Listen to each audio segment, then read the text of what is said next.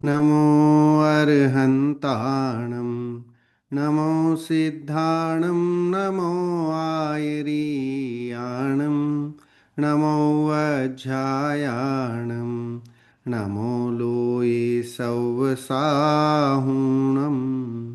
एषो पञ्चनमुकारो सौवपावपणासनो मङ्गलाणं च सौवेसिं परमं हवै मंगलम परमं हवै मंगलम। विशाखार ग्रंथ पर अपनी चर्चा चल रही है। जैसा कि अपनी परंपरा रही है, स्वाध्याय से शुरू करने से पहले स्वाध्याय के लाभ क्या हैं उसकी चर्चा अपन करते हैं। सो यहाँ पर आपको स्क्रीन पे दिख रहा है सबसे पहला अद्भुत लाभ जो है क्रोधादि कषायों की मंदता, जो कि स्वाध्याय से संभव है। अल्प ज्ञान होने पर भी तीन लोक का ज्ञान हमें स्वाध्याय के माध्यम से संभव है, और अधिक अधिक ज्ञान होने पर आनंद विशेष की प्राप्ति स्वाध्याय से ही संभव है। आज के स्वाध्याय का उद्देश्य है विशाखार ग्रंथ के बारे में हम चर्चा कर ही रहे हैं, भगवान आदिनाथ की स्तुति करना। क्योंकि यह स्तुति वाला ग्रंथ है, तो इनकी सारी गाथाएं या श्लोक जिन्हें हम कहें तो उनमें आदिनाथ भगवान की स्तुति परक श्लोक हैं। और आज का जो हमारा विषय है वो है 33 और 34वीं गाथा के गूढ़ रहस्य को समझना। बहुत ही मज़ेदार भक्तिमय ये पद हैं। दोनों ही श्लोक बहुत ही समझ लीजिए कि आनंदित करने वाले और स्तुति के महत्व को बताने वाले और गुणों का बखान करने वाले हैं। जैन धर्म में गुणों की प्रधानता होती है। जैन धर्म व्यक्तिवाद को समझ लीजिए कि प्रशय नहीं देता है, बल्कि गुणों को महत्व देता है। तो अगर वे गुण किसी में भी हों तो वह हमारे लिए पूजनीय हो जाता है। तो जैन धर्म गुणों की प्रधानता को महत्व देता है, न कि व्यक्ति को। अब वो गुण किसी में भी हों, लेकिन वह व्यक्ति उन गुणों के कारण से पूजनीय हो जाता है, तीन लोक का नाथ बन जाता है, जो गुण जैन धर्म में बताए गए हैं। और जैन धर्म में यह भी बताया है कि वे गुण सब में हैं। गुणों की अपेक्षा से कोई भी आत्मा छोटा बड़ा नहीं है ना। हर एक जीव जो भी समझ लीजिए कि जीव है, जो जानता और देखता है, उसमें वे गुण हैं, वो सारे सबके एक जैसे हैं, है ना। चाहे वो स्त्री हो, पुत्र हो, है ना, बच्चा हो, तिर्यंश हो, नारकी हो, एकेंद्रीय जीव हो, गुणों की अपेक्षा से आत्मा के जो अनंत अनंत गुण आत्मा में भरे हुए हैं। आत्मा को गुणों का गोदाम कहा जाता है। आत्मा को समझ लीजिए गुणों का खजाना कहा जाता है। तो गुणों से भरा हुआ आत्मा है। अनंत अनंत गुण हैं उसमें, दर्शन, ज्ञान, सुख, वीर्य, ऐसे अनंत गुण हैं, है ना। जिसमें 47 शक्तियाँ भी हैं, जो 47 तो नाम से गिनाई गई हैं समय साराधिक में। बाकी अनंत शक्तियाँ जो है आत्मा में उछलती रहती हैं। ऐसा अद्भुत आत्मा का ये वैभव है, जिसे जिनवाणी में या समझ लीजिए जिनवाणी में बहुत प्रचुरता से कहा गया है। लेकिन फिर भी ऐसा कहा जाता है कि आत्मा के गुणों का वर्णन करने में ये जीवा सक्षम नहीं है। चाहे वो गणधर की हो, चाहे वो है ना आचार्य की हो, आत्मा के गुणों को बखान, उनके गुणों का बखान नहीं किया जा सकता। फिर भी जितना अनुभवियों ने अपने अनुभव से उस आत्मा को पहचाना, उस आत्मा की अन्वेषण की, खोज की, और उस खोज के बाद जितना लिखा है, जो आज हमारे पास उपलब्ध है शास्त्रों के माध्यम से, जो कि तीर्थंकरों की वाणी है, उससे निकला हुआ आया है, तो वह जो अंशांश में भी आया है तो भी वह हमारे लिए बहुत उपयोगी है। सो आत्मा की यहाँ चर्चा है, आत्मा के वैभव की चर्चा है कि जो व्यक्ति आत्मा के वैभव को समझ लीजिए कि उजागर कर लेता है, जागृत कर लेता है, एक्टिव कर लेता है, वह व्यक्ति महान बन जाता है। और गुणों की अपेक्षा तो है ना, सब बराबर हैं। जो निगोद में सो ही मुझ में, सो ही मोक्ष मझार। कहते कि जैसा निगोदिया जीव है वैसा ही मैं हूँ, और जैसा ही अरहंत और सिद्धों का जीव है। तो जीव सामान्य की अपेक्षा से there is a no difference. लेकिन पर्याय की अपेक्षा से डिफरेंस पड़ जाता है। ज्ञान की उद्घाटता के हिसाब से, ज्ञान की प्रचुरता के हिसाब से भेद पड़ जाता है। हम अज्ञानी हैं और वे महाज्ञानी हैं, है ना। हम सग्रंथ हैं और वे निर्ग्रंथ हैं, ये फर्क पड़ जाता है। सग्रंथ मतलब हम परिग्रह से सहित हैं और वह निष्परिग्रही हैं, उनके पास रंच मात्र भी परिग्रह नहीं है। और जब परिग्रह नहीं होता है ना, और बाकी अज्ञानता का अभाव हो जाता है, सम्यक ज्ञान प्रकट होता है और निष्परिग्रहता है, मधुरता है, वचनों में भी जो है वो हित मित प्रिय वचन जब बोलते हैं, तो ऐसे जीव ही आत्मा को, है ना, पूर्णता से जान करके पूर्ण सुखी हो जाते हैं और वे लोक के अग्रभाग में जाके विराजमान हो जाते हैं। और इसलिए उन्हें तीन लोक के अधिपति कहते हैं। उनको केवल ज्ञान की प्राप्ति हो जाती है, उनके चार अनंत चतुष्टय प्रकट हो जाते हैं। और यहाँ गजब की बातें बताई, ये तो मैंने सामान्य बात बता रहा हूँ जो आप और हम सब ने सुनी होंगी बहुत बार प्रवचनों में, विद्वानों के द्वारा, मुनियों के द्वारा, है ना, या स्वयं भी शास्त्र पढ़ करके हमने इतना तो जाना होगा। लेकिन धनंजय महाकवि थे, और धनंजय महाकवि हर एक बारीकी को जो है उन्होंने यहाँ इन श्लोकों में पिरोने की पूरी कोशिश की है। मजेदार श्लोक है जो आपके सामने स्क्रीन पे आपको दिख रहा है, पढ़ते हैं।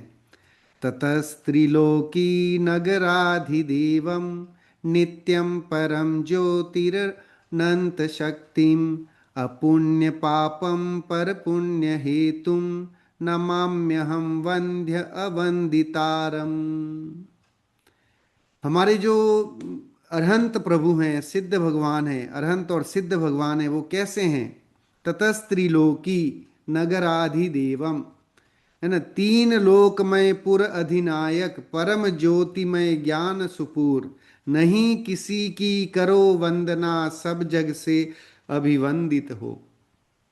कह रहे कि दुनिया आपकी पूजा करती है, आपकी वंदना करती है, आपको नमस्कार करती है, but you not need to, है ना, सैल्यूट टू एनीवन। आपको नमस्कार करने की जरूरत है ही नहीं। आप अब किसको नमस्कार करोगे?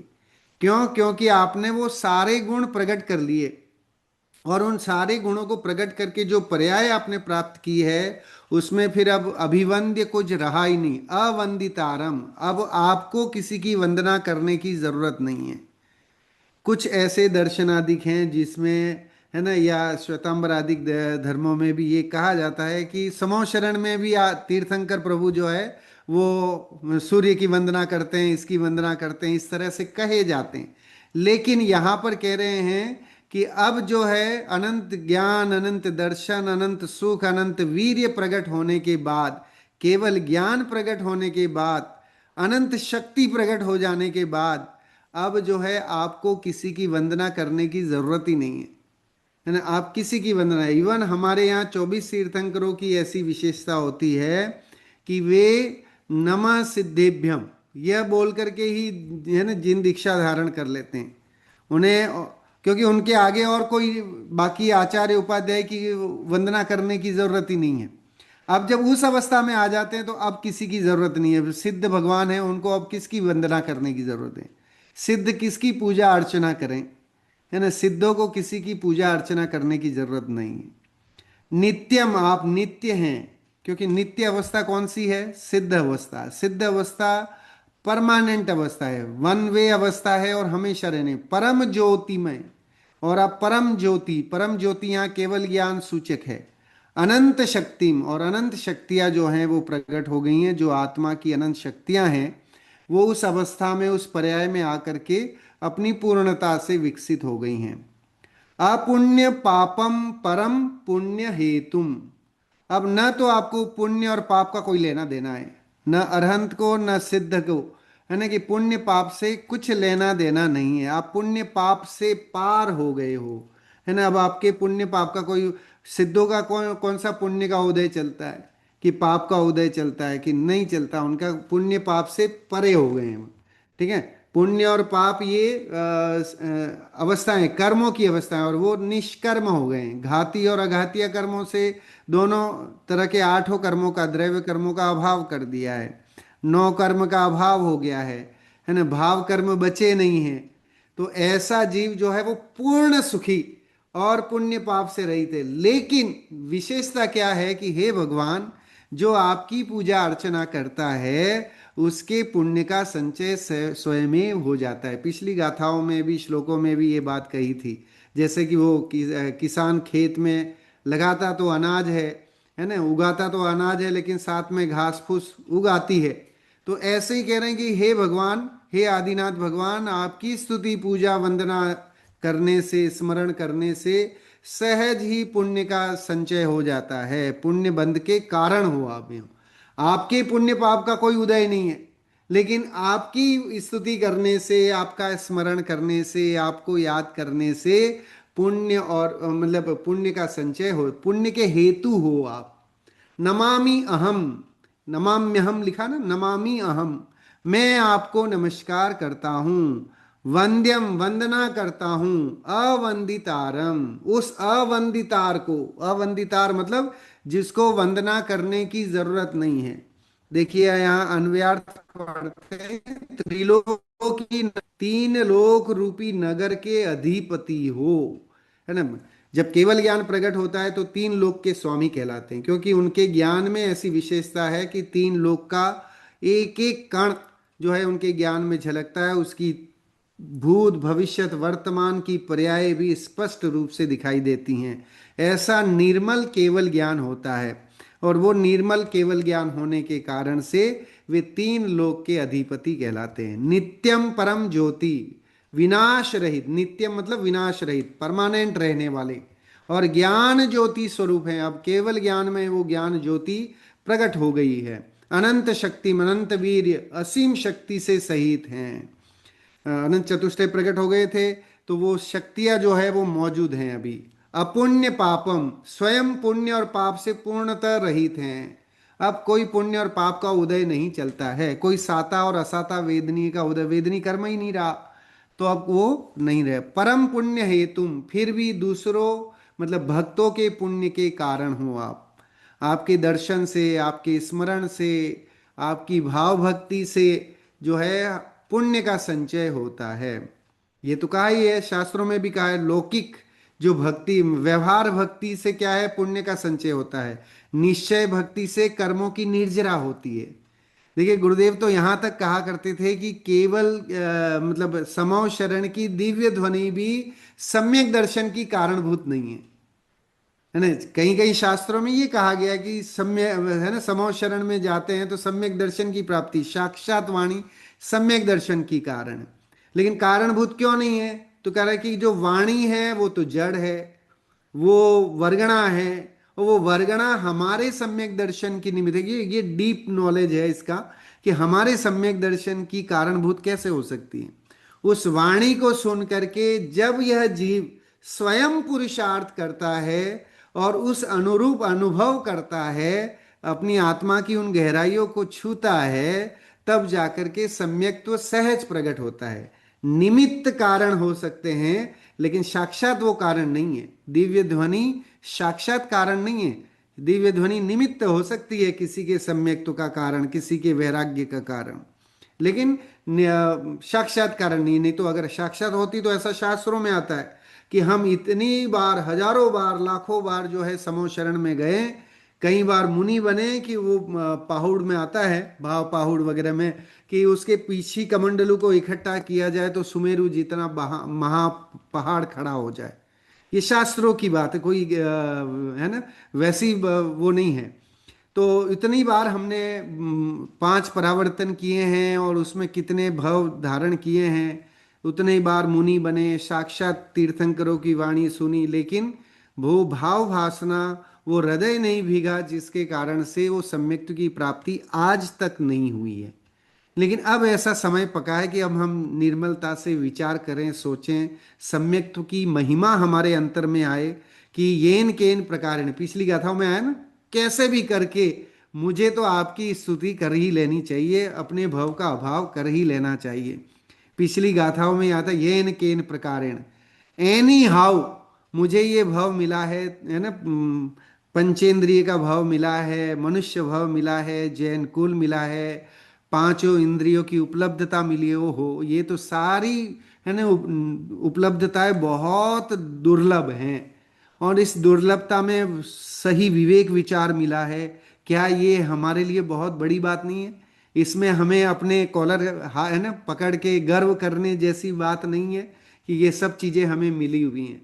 लेकिन जो सहजता से मिलती है उसकी कोई कीमत नहीं होती है, उसकी इतनी महत्ता नहीं आती है। जब कुछ और मेहनत करके और अचीव करना पड़े तब लगता है कि हाँ हमने कुछ किया।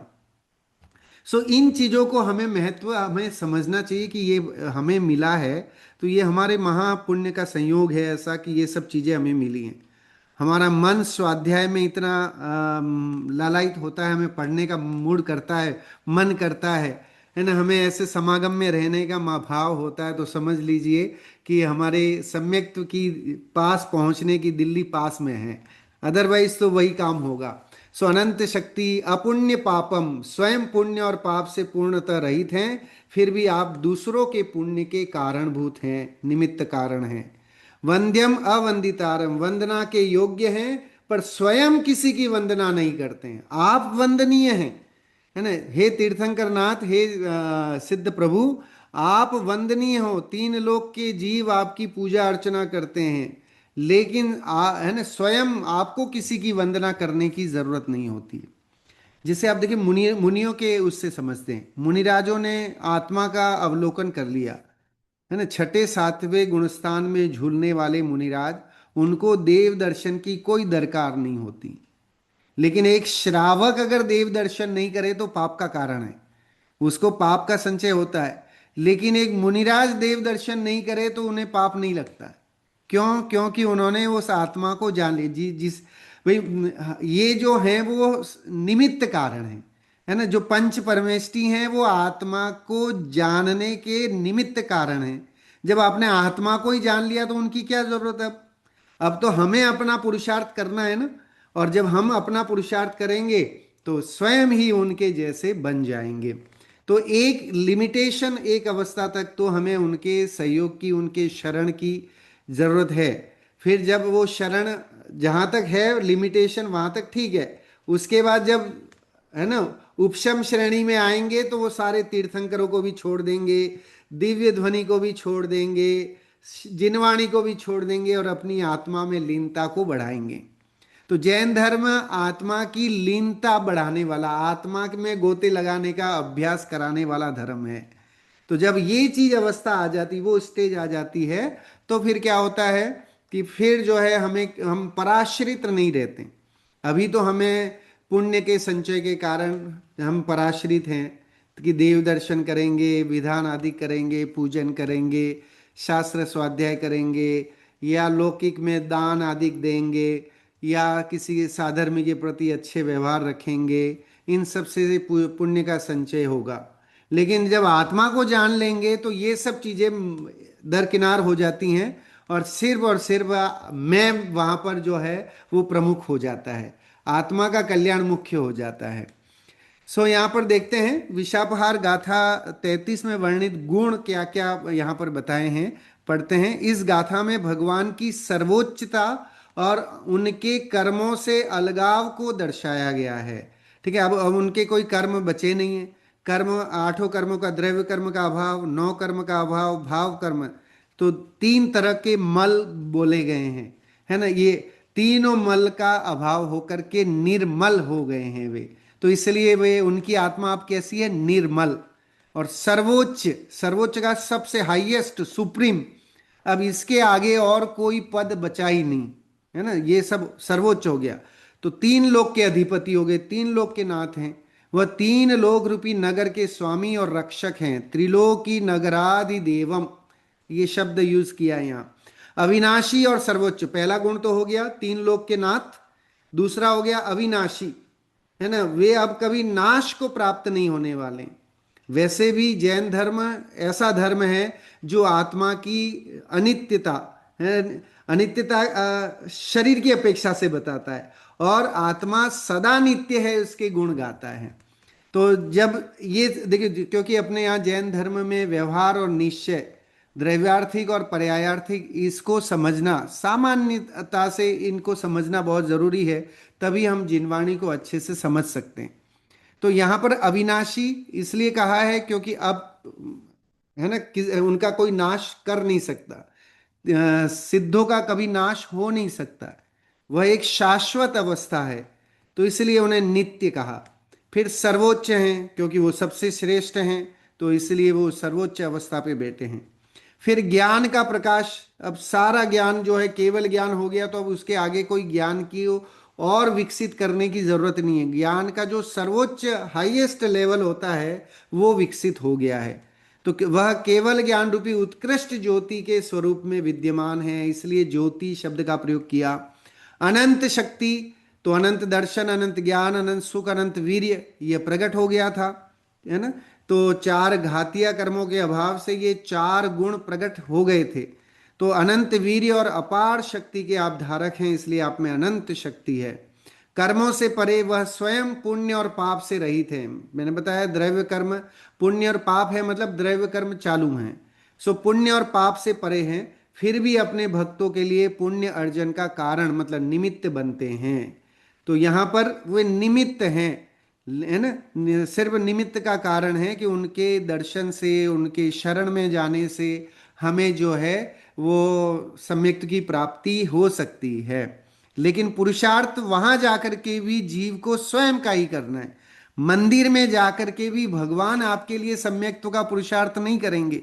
मंदिर में जाकर के भी, तीर्थंकर के साक्षात तीर्थंकर के सामने जाकर के भी उस जीव को स्वयं ही पुरुषार्थ करना है अपने सम्यक्त्व को, अपनी आत्मा को जानने का। तीर्थंकर की जो अनहद नाद, जिसे अपन ने पिछली बार कक्षाओं में अपन ने पढ़ा दिव्य ध्वनि की विशेषता के बारे में, उसमें एक विशेषण आया था ना, अनहद नाद। अनहद नाद मतलब वो बादलों की गड़गड़ाहट की तरह, कि बादलों की गड़गड़ाहट जैसे होती है, उसका उसको आप कैसे लिखोगे शब्दों में? बस यही लिख के रह जाएंगे हम कि बादलों की गड़गड़ाहट। अब लेकिन वो कैसी गड़गड़ाहट है कि, है ना, उसको अनएक्सप्लेनेबल, कि उनको हम एक्सप्लेन नहीं कर सकते वो कैसी है। ऐसे ही जो दिव्य ध्वनि, ओमकारमय दिव्य ध्वनि है, उसको एक्सप्लेन नहीं किया जा सकता है, वो अनहद नाद है।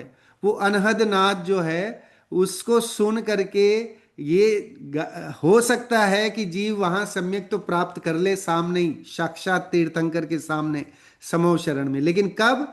कि उस वाणी को सुन करके स्वयं अपने पुरुषार्थ से अपने अनंत सबले अनंतानुबंधी आदि का निर्मूल करता है, तो जीव स्वयं ही जो है वो सम्यक्त की प्राप्ति करता है। देखिए कहने लगा वह स्वयं पुण्य और पाप से रहित हैं। फिर ये बहुत बड़ी विशेषता जो है हाईलाइट हुई है कि उनके पास पुण्य पाप नहीं है, लेकिन उनके सानिध्य से, उनके शरण से, उनके दर्शन से भक्त जीवों को जो है वो पुण्य का संचय बनने में निमित्त कारण बनते हैं। अद्वितीय वंदनीय, और आप जो है वो वंदनीय हैं, वह समस्त जगत द्वारा वंदना करने के योग्य हैं। वंद्यम लिखा ना, परंतु उन्हें स्वयं किसी को नमस्कार या वंदना करने की अब आवश्यकता नहीं है। अब जो है चाहे वो अरहंत हो या सिद्ध हो, उन्हें किसी की वंदना करने की जरूरत नहीं है। अरहंत भी कोई सिद्धों को वंदन करने के लिए, क्योंकि उत्कृष्ट अवस्था प्राप्त हो गई है, परम, है ना। आप देखिए अपने यहाँ पर आत्मा के तीन भेद बताए, है ना, बहिरात्मा, अंतरात्मा और परमात्मा। सो परमात्मा में अरहंत और सिद्ध ये दोनों परमात्मा हैं। सो जब परम आत्मा बन गए तो अब किसी को वंदन करने की जरूरत नहीं है, पूर्ण स्वतंत्रता की अवस्था है ना। जो चार घाती के अभाव के बाद जो अवस्था है वो पूर्ण स्वतंत्रता की अवस्था है, पूर्ण सुखी होने की अवस्था है। सुख में कहीं भी दोनों, चाहे अरहंत हो या सिद्ध हो, there is a no difference, कोई डिफरेंस नहीं है सुख में, अतीन्द्रिय आनंद के उपभोग में कहीं कोई वो नहीं है। भावार्थ पढ़ते हैं इसका, बहुत ही मजेदार भावार्थ है। देखिए यहां, हे भगवान, आप तीन लोक के स्वामी हैं, आपका भी विनाश नहीं होता, सर्वोत्कृष्ट हैं, केवल ज्ञान रूप ज्योति से प्रकाशमान हैं, आप में अनंत बल है, आप स्वयं पुण्य पाप से रहित हैं, पर अपने भक्त जनों के पुण्य बंध के निमित्त कारण हैं। आप किसी को नमस्कार नहीं करते, पर सब लोग आपको नमस्कार करते हैं। आपकी इस विचित्रता से मुग्ध होकर मैं भी आपके लिए नमस्कार करता हूँ। है ना, धनंजय कवि कह रहे हैं मैं आपको क्यों नमस्कार करता हूँ, क्योंकि आप में ये सब गुण हैं। है ना, ये गुणों को देख, जैसे तत्वार सूत्र में है ना, वंदे तदगुण लब्ध है, कि हे भगवान आपके उन गुणों को देख करके वंदे, मैं वंदना करता हूँ। आप भक्तामर में भी देखेंगे तो भक्तामर स्तोत्र में भी सारे उनके गुणों के कारण से वो आता है ना, अल्पश्रुतम श्रुतवताम परिहास धाम, त्वद्भक्तिरेव मुखरी कुरुते बलान माम, यत कोकिल किल मधो मधुरम विरोति, तच्चारु चाम्र कलिका निकरई कहेतु। कह रहे कि मैं अल्पश्रुत हूँ, स्वयं मानता हूँ, आचार्य कह रहे हैं मैं तो बहुत कम पढ़ा लिखा हूँ साहब, लेकिन फिर भी मेरी आपको देख करके, है ना, आप निमित्त बने तो आपको देख करके सहजता से जो है मेरे आपके भक्ति में यह काव्य निकल रहा है। ये पंक्तियां जो निकल रही हैं वो सहजता, मुझे पता है कि मैं ज्ञानियों के बीच में उपहास का पात्र बनूंगा। अल्प श्रुतम श्रुतवताम परिहास धाम, लेकिन मैं अल्प श्रुत का ज्ञानी हूं, मतलब अल्प ज्ञानी हूं, और मैं ज्ञानियों के बीच में मजाक का पात्र बन सकता हूं। त्वद भक्ति रेव मुखरी कुरुते बलान, हे भगवान आपकी भक्ति से स्वयमेव निकल रहा है ना, मैं स्वयमेव ये बात कर रहा हूं, क्यों, क्योंकि वो गुणों को देख करके बात करते हैं। यही बात समंत भद्र आचार्य ने आप्त मीमांसा में लिखी है, वहां भी उन्होंने यही लिखा कि हे भगवान आपके गुणों के कारण से मैं आपकी पूजा कर रहा हूँ, नमस्कार इसलिए नहीं कर रहा हूँ क्योंकि आपके पास है ना अष्ट प्रातिहार्य हैं, या समो शरण है, सौधर्म इंद्र आकर के आपके सामने है, या गणधर आपके पास मौजूद हैं, इसके लिए नहीं। सो यहाँ पर त्रिलोकीनाथ की तीन विशेषताएं बताई हैं, बहुत ही इंफोग्राफिक के माध्यम से तीन लोक बताए हुए हैं। सो तीनों लोक के अधिपति हैं। पहला तो सबसे बड़ा नगराधिदेव, तो नगराधिदेव मतलब तीन लोक के नाथ हो आप, है ना, ऊर्ध्वलोक मध्यलोक और अधोलोक। सो ये तीन लोक होते हैं। तो तीन लोक में जितने जीव हैं वे सब जीव आपकी पूजा अर्चना करते हैं, आपकी शरण में जाते हैं, क्योंकि आप जैसा बनना चाहते हैं। आप जितने पूर्ण सुखी हैं, निराकुल सुखी हैं, वैसा बनने की हमें चाह है, इसलिए हम आपकी शरण में हैं। सो विशेषताएं बताई हैं, नित्यम, अभी है ना, विनाश रहित, आपका कभी विनाश नहीं होता, आप शाश्वत हैं। तो ये अवस्थाएं ऐसी हैं जो शाश्वत अवस्थाएं हैं, वहां से कोई है ना वापस नहीं आ सकता। एक बार अगर अरहंत बन गया तो वापस जो है वो आचार्य नहीं बनेगा, वो फिर सिद्ध बनेगा, लेकिन आगे ही जाएगा। परमात्मा से अंतरात्मा नहीं बन सकता, अंतरात्मा से परमात्मा बन सकते हैं। तो वो प्रक्रिया है कि परमात्मा एक बार बन गए तो मतलब पूर्ण अवस्था प्राप्त हो गई। परम ज्योति, आप केवल ज्ञान रूप श्रेष्ठ ज्योति से प्रकाशित हैं। अनंत शक्ति आप में, अनंत बल, अनंत वीर्य, अनंत सुख, अनंत है ना दर्शन आदि, ये अनंत चतुष्टय रूप प्रकट हैं। तो इस कारण से आप जो हैं वो पूर्ण सुखी हैं। फिर विशेषता दी, अपुण्यम पापम पर पुण्य हेतु, लिखा कि स्वयं पुण्य और पाप से पूर्णतः रहित हैं, आप में पुण्य पाप नहीं है, लेकिन आपके दर्शन से, आपके सानिध्य से पुण्य का संचय होता है, भक्तों को पुण्य की प्राप्ति होती है। फिर लिखा है वंद्यम, आप वंदनीय हैं, आप तीन लोक के नाथ हैं, तो आप वंदनीय हैं, क्यों, इन्हीं गुणों के कारण से कि आप में केवल ज्ञान है, आप तीन लोक के नाथ हैं, आप अविनाशी हैं, ये सब गुण बताए हैं। इन गुणों को बार बार सुनने से हमें लगता है कि हम जिस देव की, जिस आप्त की वंदना कर रहे हैं उस आप्त की क्या विशेषताएं हैं। जब हमें ये विशेषताएं समझ में आती हैं तो डेफिनेटली जो है हमें उनके प्रति बहुमान बढ़े बिना रहेगा नहीं, कि यार कोई जीव ऐसा भी हो सकता है, तो जरूर हो सकता है। एक मैं अभी कुछ स्वाध्याय कर रहा था तो उसमें एक बहुत बढ़िया उदाहरण आया था कि एक पक्षी है जो डाल पे बैठा हुआ है। तो अभी तो जब डाल पे बैठा है तो हम और आपको दिखाई दे रहा है, तो हम उसको मानने के लिए तैयार होते हैं कि हाँ साहब पेड़ पे बैठा है, पक्षी है, उसके आकार प्रकार रंग वंग सब भी आप जो है एक्सेप्ट करोगे मानने को। लेकिन कदाचित वह पक्षी वहां से उड़ के कहीं दूर चला जाता है, तो क्या अब आप उस पक्षी की अनुपलब्धता पर कोई संदेह कर सकते हो कि नहीं कर सकते? क्यों? क्योंकि वो यद्यपि हमारे सामने नहीं है, लेकिन वो कहीं ना कहीं होगा, किसी पेड़ पे होगा, कहीं अपने घोंसले में होगा, कहीं ना कहीं तो जरूर होगा। तो जो चीज हमें अभी प्रत्यक्ष नहीं है उसका हम चैलेंज नहीं कर सकते, हम कह ये नहीं कह सकते कि साहब है ही नहीं, है ना, कि अरहंत है ही नहीं या सिद्ध होते ही नहीं है, या और जैसे चार्वाक दर्शन की तरह कि भाई आगे है ना, किसने देखे भव, और कोई भव होता ही नहीं है, और पुनर्जन्म होता ही नहीं है, या और कोई किसी और गति में जाने का होता ही नहीं है, तो पर्याय बदलती ही नहीं है, ऐसी कई क्षणिकवाद है, बौद्ध का क्षणिकवाद है। तो इन सबको जो है वो नकार देता है, खाली यहाँ पर ये बात करके, आपकी नित्यता को बता करके, आपके केवल ज्ञान को बता, ये लक्षण ऐसे हैं जिनसे चार्वाक दर्शन का भी निषेध हो जाता है, जिससे बौद्ध दर्शन का भी निषेध हो जाता है, और ऐसे जितने भी षड दर्शन आदिक हैं उन सब का निषेध इसके माध्यम से उन्होंने, धनंजय कवि ने कर दिया है। देखा ना, आप किसी को नमस्कार नहीं करते पर सब लोग आपको नमस्कार करते हैं। आपको अब नमस्कार करने की जरूरत नहीं है, आपने आत्मा की उस उत्कृष्टता को अचीव कर लिया है, तो अब आपको किसी की पूजा करने की जरूरत नहीं। तो वंद्यम इसलिए आप वंदनीय हैं क्योंकि आप में ये सब गुण मौजूद हैं, हम गुणों की पूजा करते हैं और वो गुण आप में मौजूद हैं, इसलिए हम आपको पूछते हैं। मोक्ष मार्ग प्रकाशक में टोडरमल जी ने लिखा कि परीक्षा प्रधान ही होना चाहिए, है ना, श्रावक को या भक्त को कैसा होना चाहिए कि परीक्षा प्रधान ही होना चाहिए। हम अगर भगवान की भी पूजा करें तो वो भी ठोक बजा करके, उनको देख करके कि जिसकी अर्चना हम कर रहे हैं, जिसके ऊपर है ना, जिनके सामने नतमस्तक हो रहे हैं, श्रीफल चढ़ा रहे हैं, तो वह वाकई हमारे लिए पूजनीय पूजनीय है कि नहीं, क्या वे हमारा कुछ कल्याण करेंगे। वैसे कोई निश्चय से, है ना, मंदिर जी में विराजमान कितनी भी सुंदर भव्याति भव्य प्रतिमा क्यों ना हो, वो आपका लेश मात्र कुछ नहीं करने वाली।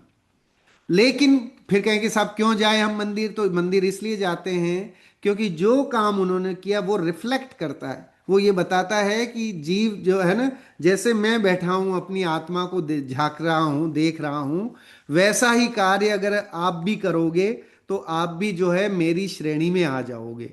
तो इसको बार बार देखने के लिए हम बार बार मंदिर जाते हैं, डेली जाते हैं, दिन में 2 बार जाते हैं, जैसा भी रहता है, जहां जैसी उपलब्धता होती है वैसा। लेकिन इसके कारण कि हम बार बार भूल जाते हैं, हम इतने, हमारी शयोपशम ज्ञान है ना, तो हम बार बार भूल जाते हैं कि हमें करना क्या है।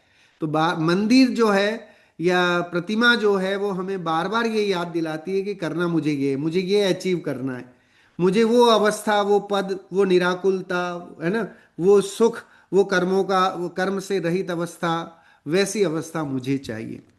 भावार्थ पढ़ते हैं, हे भगवान, आपकी इस विचित्रता से मुग्ध होकर मैं आपको नमस्कार करता हूँ। आप सर्वोत्कृष्ट हैं, अनंत शक्तिमान हैं, और बिना किसी राग द्वेष के जगत के वंदनीय हैं, है ना, कोई राग द्वेष नहीं है, लेकिन फिर भी आप जगत के वंदनीय हैं।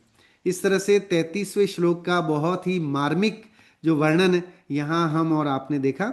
अब आगे बढ़ते हैं 34वें श्लोक में, यहाँ पर भी और विशेषता बताई है, भगवान की और क्या विशेषताएं हो सकती हैं, उन विशेषताओं का वर्णन यहाँ किया है। पढ़ते हैं, अशब्दम अस्पर्शम अरूपम गंधम तो त्वाम नीरसम तद्विषयोवबोधम सर्वस्य मातारममेय मन्ये जिनेन्द्रमस्मार्यमनुस्मरामि। शब्द रहित हैं, अशब्द लिखा ना, शब्द रहित हैं, स्पर्श रहित हो, रूप गंध विरहित हो आप। भगवान कैसे हैं, तो कह रहे हैं कि न तो अब शब्द है, न स्पर्श है, न गंध है, इन सब से रहित हैं, मेरे एक आप हो ध्येय। कह रहे कि आप मेरे ध्येय हैं, मेरे आराध्य हैं आप, क्योंकि ये सब गुण आप में, मतलब ये सब चीजें नहीं हैं। देखिए यह गाथा भगवान के अमूर्तिक स्वभाव और उनके अगाध ज्ञान पर केंद्रित है।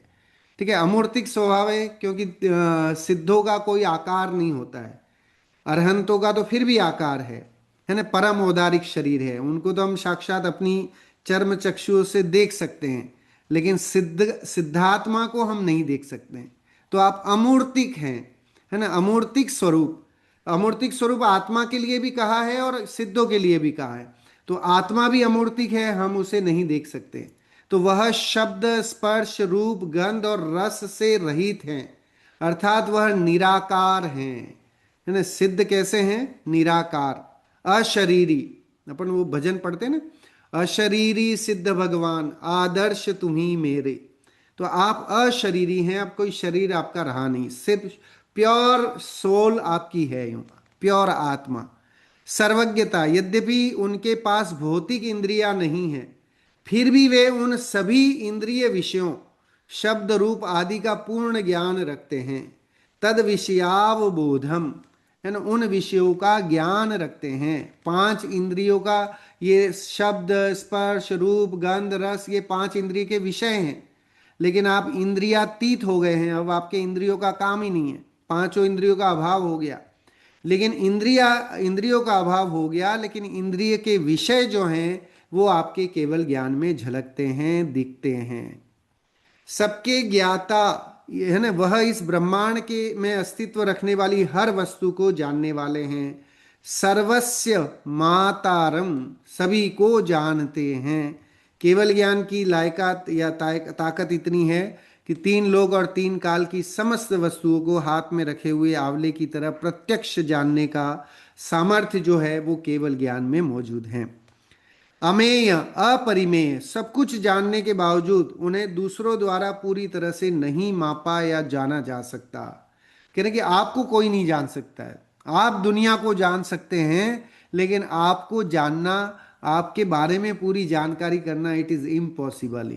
आपके गुणों का बखान करना संभव नहीं है। सिद्ध चक्र की जो किताब है, टेकचंद जी ने जो लिखी, उसमें सिद्धों के गजब के गुण बताए हैं। उसमें ये अमेय गुण भी दिया है कि भाई आप जो है अपरिमेय हैं, आपकी तुलना नहीं की जा सकती। अतर्क, उनका वास्तविक स्वरूप इतना सूक्ष्म और महान है कि उन्हें मन के द्वारा पूरी तरह से याद या चित्रित करना भी कठिन है, कि आप उनको याद, है ना, स्मरण में नहीं कर सकते। स्रोतों के अनुसार भगवान की यह विचित्रता कि वे स्वयं निराकार होकर भी सब जानते हैं और किसी को नमन न करके भी सबके पूज्य हैं, भक्त को उनके प्रति और अधिक आकर्षित करती है। ये दो गुण जो हैं वो हमें और भगवान के निकट ले जाते हैं, कि आप सबके पूज्य हैं। दुनिया आपकी पूजा करती है, आपको सैल्यूट करती है, लेकिन आपको किसी को सैल्यूट करने की जरूरत नहीं है। आप स्वतंत्र हो गए हैं, आप पूर्ण हो गए हैं, आप निराकुल हो गए हैं। और दूसरा कि आप निराकार हैं, है ना, स्वयं निराकार होकर के भी और दुनिया को जानते हैं, तो वो केवल ज्ञान की विशेषता है, उस विशेषता के कारण जानते हैं। भावार्थ पढ़ते हैं। हे भगवान, आप रूप रस गंध स्पर्श और शब्द से रहित हैं, अमूर्तिक हैं, फिर भी उन्हें जानते हैं। आप सबको जानते हैं, पर आपको कोई नहीं जान पाता। यद्यपि आपका मन से भी कोई स्मरण नहीं कर सकता, तथापि मैं अपने बाल साहस से आपका क्षण क्षण में स्मरण करता हूँ। ये वही गाथा जो भक्तामर जी की अभी मैंने श्लोक आपको सुनाया है, वह ना, कि अल्पश्रुतम, कि मैं, है ना, बहुत कम ज्ञान का धारी हूँ, लेकिन फिर भी आपकी स्तुति कर रहा हूँ, आपकी वंदना कर रहा हूँ। तो यहाँ भी धनंजय कवि भी यही बात कर रहे हैं कि आपका मन से कोई स्मरण नहीं कर सकता है, लेकिन फिर भी मैं साहस करके और आपका स्मरण कर रहा हूँ। हे आदिनाथ भगवान, आपको अपने हृदय कमल में बिठाने का प्रयास कर रहा हूँ। देखिए यहाँ पर इंद्रियातीत स्वरूप भगवान का बताया है। अशब्दम, शब्द रहित हैं। अस्पर्श, स्पर्श रहित हैं। अरूप और गंधम, है ना, रूप और गंध से रहित हैं। नीरसम, स्वाद रहित हैं, कोई स्वाद नहीं है। आप अमूर्तिक हैं, इन पांचों भौतिक विषयों से पूरी तरह से आप मुक्त हैं। तद विषयावबोधम सर्वस्य मातरम सर्वज्ञाता, नहीं, रूप रस गंध स्पर्श और शब्द से रहित होने पर भी आप इन सभी विषयों के ज्ञाता हैं। ये एक बड़ी विशेषता है ना, और कहीं देखने को नहीं मिलेगी, जो यहाँ पर धनंजय कवि ने आपको बताई है, हमें यहाँ बताई है, कि पांच इंद्रिय के विषय, है ना, उनको जानते हैं, लेकिन पांच इंद्रियां उनके पास नहीं होने पर भी जानते हैं। एक और बात आती है कि सर्वज्ञ सिद्धि की जब चर्चा की जाती है कि सर्वज्ञ हैं कि नहीं है, उसको सिद्ध करने के लिए सर्वज्ञ सिद्धि जैन धर्म का न्याय का एक बहुत बड़ा विषय है। तो उसमें ये बात कही गई है कि सर्वज्ञ भगवान कैसे जानते हैं। तो कह रहे हैं कि वे जानते हैं लेकिन तन्मय नहीं होते। हमारा क्या है कि हमारा ऐसा क्यूरियोसिटी रहती है कि अगर किसी ने लिखा है ना कि यहाँ झांकना मना है, तो जरूर हम वहां जा करके झांक करके आएंगे, देखेंगे कि क्यों लिखा है ऐसा। या ऐसा लिखा रहता ना, यहाँ थूकना मना है, तो वहीं अगर आप देखेंगे तो बहुत सारा थूक मिलेगा आपको। ऐसी हमारे ज्ञान की, शैवशम ज्ञान की ऐसी क्यूरियोसिटी रहती है, जानने की ललक। लेकिन वे कहते हैं कि वे सब जानते हैं, लेकिन फिर भी किसी में राग द्वेष नहीं करते, पूर्ण वितरागी हो गए हैं। तो किसी के प्रति कोई राग द्वेष का काम नहीं है। इसलिए पहला लक्षण ही वितरागता है। वितरागता, वितरागता के बाद सर्वज्ञता होती है। तो वितरागता प्रकट हुई, वितरागता होने पर सर्वज्ञता हुई। नहीं तो पहले सर्वज्ञता हो जाए और बाद में वितरागता हो तो बड़ी दिक्कत हो जाए। लेकिन ये क्रम है कि पहले वितरागता, फिर सर्वज्ञता, फिर हितोपदेशिता, इस तरह का है। सो आप तीन लोक के प्रमाता और सबको जानने वाले हैं। कह रहे कि आप तीन लोक को जानकार हैं, है ना, आपके उसमें कुछ नहीं बचा है। अमेयम, है ना, अमेयम अन्यैर जिनेन्द्रम स्मरम स्मर्यम अनुसरामी। अगम्य होकर के भी अमेय और अस्मार्य लिखा है, आपको कोई अन्य पूर्णतः जान नहीं पाता, है ना। तीर्थंकर को जानना, अरहंत और सिद्धों के स्वरूप को जानना, इट इज डिफिकल्ट, है ना, वो पॉसिबल नहीं है यूं। न ही मन से आपका पार पा सकता है। अनुस्मरामी, तथापि हे जिनेन्द्र देव, मैं अपने बाल साहस से क्षण क्षण आपका ही स्मरण और ध्यान करता हूं। वो कह रहे हैं कि किसी की ताकत नहीं है कि आपके स्वरूप का बखान कोई कर सके, आपकी गुणों को शब्दशः कह सके, इस इतनी ताकत किसी में नहीं है। लेकिन फिर भी मैं जो है वो प्रयास कर रहा हूं। देखिए भगवान का अद्भुत स्वरूप यहाँ बताया है। दोनों गाथा को कंपेयर करते हैं। भौतिक महिमा और आत्मिक अमूर्तिता का संगम यहाँ पर बताया है। आत्मा अमूर्तिक है, और जगत में जितने भी भौतिक पदार्थ हैं जिन्हें देख करके हम अपना भाव खराब कर रहे हैं, है ना, उन भौतिक पदार्थों के, मटेरियलिस्टिक चीज़ों को देख करके हम आकर्षित होते हैं। उनको इकट्ठा करने की, उनको अचीव करने के लिए दिन रात लगे रहते हैं, है ना। बैंक बैलेंस बढ़ाने के लिए, चाहे बड़ा विला खरीदने के लिए, चाहे अच्छी मर्सिडीज कार खरीदने के लिए, न जाने और भी जितनी भी जो भी है, हर एक का अपना जो उद्देश्य है उसको प्राप्ति के लिए हम भौतिक कई चीज़ों के लिए लगे रहते हैं। और यहाँ पर दोनों गाथाओं में बहुत अच्छे से उसको कॉम्बिनेशन, तुलनात्मक अध्ययन किया है। देखिए लौकिक महिमा, स्थिति तीन लोक के स्वामी, है ना, त्रिलोकी नगरादि देवम, आप तीन लोक के स्वामी हैं। तो ये फिजिकल हमें दिखाई देता है, उनका स्वरूप दिखाई देता है। शक्ति, अनंत शक्तिमान है, आप में बहुत शक्ति है। और प्रभाव, पर पुण्य के हेतु, दूसरों के पुण्य को अर्जन कराने के आप कारण हैं। पूज्यता, अवंदितारम, सबके वंदनीय हैं, लेकिन आपको किसी की वंदना करने की कोई दरकार नहीं है, कोई जरूरत नहीं है। गाथा 34 में पारलौकिक अमूर्तिकता का बखान किया। स्थिति रूप रस गंध स्पर्श शब्द से रहित हैं। जो सिद्ध परमात्मा है उनमें ये, है ना, पांचों डिसक्वालिटी समझ लीजिएगा। अब ये क्वालिटी नहीं रही, ये वाली जरूरत ही नहीं है इनकी। शक्ति, सर्वज्ञता है मौजूद। प्रभाव अमेय है, अगम्य है, उनको कोई जान नहीं सकता, है ना, कोई पार नहीं पा सकता। और पूज्यता, अस्मार्य, मन वचन से परे भी आप ध्येय हैं, तीन लोक के नाथ हैं, तीन लोक के अधिपति हैं। इस तरह से यहाँ पर 33 और 34वीं गाथा में जो है भगवान के गुणों का बखान किया है। उनके गुण किस तरह से हैं, और फिर बाद में धनंजय कवि कहते हैं कि मेरे में ताकत नहीं है, लेकिन मैं फिर भी, हे भगवान, मैं ये प्रयास कर रहा हूँ कि आपकी स्तुति कर पाऊँ। अब देखिए कि इतनी मतलब बिना वांछा के, कोई वांछा नहीं रख रहे हैं और अपनी अल्पज्ञता घोषित कर रहे हैं कि मैं स्वयं अल्पज्ञ हूँ, मेरे में इतनी ताकत नहीं है कि मैं आपके गुणों का बखान कर सकूं, लेकिन मैं प्रयास कर रहा हूँ। और प्रयास से सहज ही जो है वो कार्य होते हैं। भक्ति का पिछली बार अपन ने चर्चा की थी ना, कि लौकिक भक्ति या व्यवहार भक्ति और निश्चय भक्ति। तो व्यवहार भक्ति के अनुसार तो उनको तुरंत फायदा हुआ, बेटे का जो विष था वो निर्विष हो गया, है ना। और अलौकिक जो भक्ति है या निश्चय भक्ति यह है कि इस तरह के स्वरूप को जानना, भगवान के गुणों का पूरा बखान, पूरा चिट्ठा जो है वो जान करके और उनको वो उनके गुणों को प्राप्त करने का प्रयास करना। क्योंकि जब तक भगवान के ऐसे गुणों का है ना चर्चा नहीं करेंगे, उनके गुणों के बारे में बात नहीं करेंगे, सम्यक्त की प्राप्ति दुर्लभ है। जो जानदी अरहत्तम दवत्त गुणत्त पज्जयत तेहिम, सो जानदी अप्पाणम। है ना, वहां लिखा है सो जानदी अप्पाणम। जो अरहंतों के है ना द्रव्य गुण स्वभाव को जानेगा, वो ही है ना, जो द्रव्य स्वभाव को जानेगा वही अपने द्रव्य स्वभाव को जाने। उनके द्रव्य स्वभाव को जान करके फिर हमें अपने द्रव्य स्वभाव का भान होगा। तो इसलिए उनके द्रव्य स्वभाव को जानना जरूरी है, उनके गुणों के बारे में परिचय करना जरूरी है। बिना उनके गुणों का परिचय किए हम अपनी आत्मा के गुणों का अवलोकन कैसे करेंगे।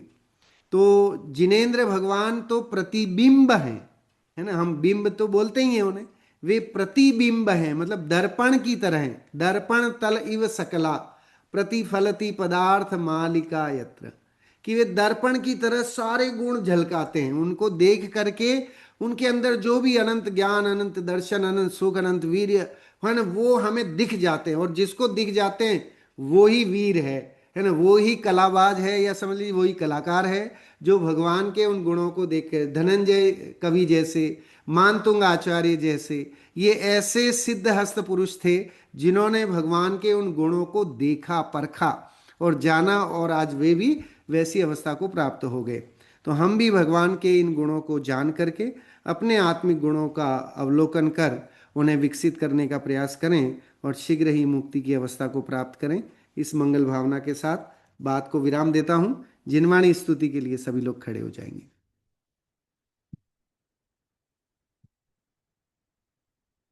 मिथ्यात्म नाश वे को ज्ञान के प्रकाश वे को आपा पर भास वे को भानु सी बखानी है। छहो द्रव्य जान वे को बंध विधि मान वे को स्वपर पिछान वे को परम प्रमानी है। अनुभव बताए वे को जीव के जताए वे को काहू न सताए वे को भव्य उर आनी है। जहाँ तहाँ तार वे को पार के उतार वे को सुख विस्तार वे को यही जिन वाणी है। हे जिन वाणी भारती तो ही जपो दिन रैन, जो तेरी शरणा गहे सो पावे सुख चैन। जावाणी के ज्ञान ते सूझे लोकालोक, सो वाणी मस्तक नमो सदा देत हूँ धो। सभी 9 बार नमोकार मंत्र के माध्यम से पंच परमेष्टि का स्मरण करेंगे।